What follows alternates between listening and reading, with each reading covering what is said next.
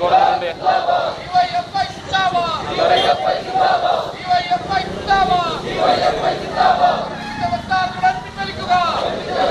ശനിയാഴ്ച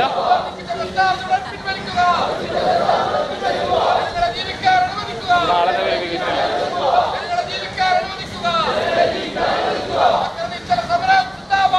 ഗവൺമെന്റോട് വിളിച്ച് പറഞ്ഞു. ഞാൻ നോക്കട്ടെ, വിളിച്ചവർ കിട്ടും നോക്കട്ടെ.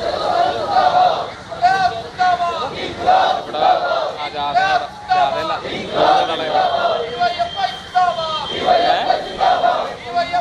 ബസ് ചാർജ് കൊണ്ടുപോയി